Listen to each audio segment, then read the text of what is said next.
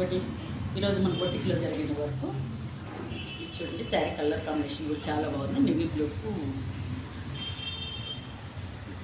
Gold షేడ్లో వచ్చింది, మెంతి షేడ్లో. ఇదంతా కట్ వర్క్ వచ్చింది, ఇక్కడ సింపుల్ కట్ వర్క్ వచ్చింది. హైనెక్ బ్లౌజ్కు వర్క్ అంతా వచ్చేసి కట్ బీడ్స్ నాట్ వర్క్లో ఇచ్చాము.